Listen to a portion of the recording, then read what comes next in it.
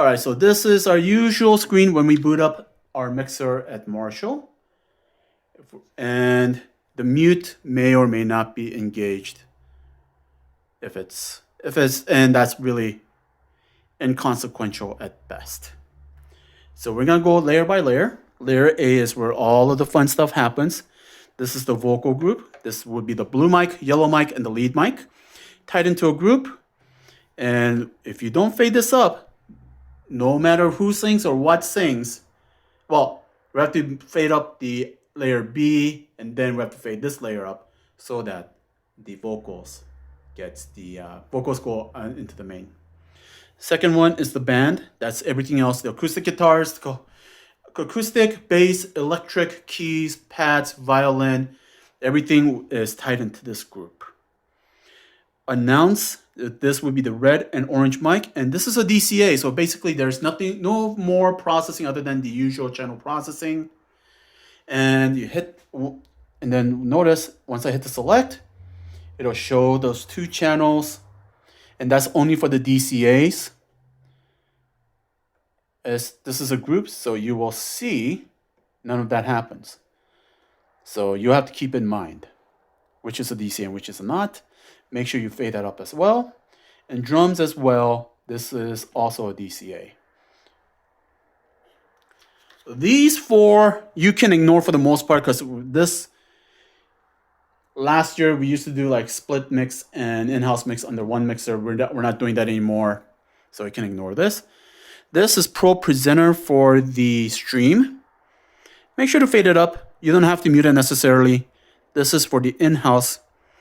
When you have video, just make sure both are faded up. Only thing I have ganged is the mute button. So if you mute one, the other should follow. That's the only thing I have paired up. Otherwise, the volume levels are independent. For the most part, for the live stream, you can keep this up. I have programmed Pro Presenter to stop the music at 950 automatically. So hopefully you won't run into that issue. But if you do, make sure you listen to the live stream feed after like 9:51 when the pre-worship goes on. Just listen to it. That's on the ATEM switcher. Listen to that headphone. If you still hear the music, come up to layer A, fade this down. Or mute it. Yeah, just mute it. Mute it. Don't even fade it down, just mute it. This is the pastor's stream mic. As you can see, faders are ganged. Really, again, the only difference is I have done some extra processing for the live stream, so you do need to unmute it. And I believe you have to fade it up. But the faders, as you can see, are linked. And so if you control this under layer B, which is like our in-house mix, you should be okay. But if you want to make sure everything's coming in, just go into this layer. You should be okay. Let's see. This is a house effects. This DCA, I believe. Yep, it is a DCA. FX1 send, FX2 send. Plate and hull, I believe. That's what I think. It's just off the top of my head. The details are not super important. Fade up to give some extra reverb for our band in the house. The effects are already engaged in the live stream, so you don't have to worry about it too much. You may find the audio is kind of like really incoherent or discoherent, so use judiciously at best.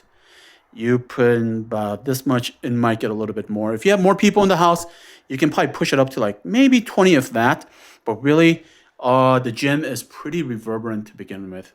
Let's see what it is. This one is empty. This is our big Elvis mic if you choose to use it. Fade it up for sound check and to communicate with the band without the use of in-ear monitors.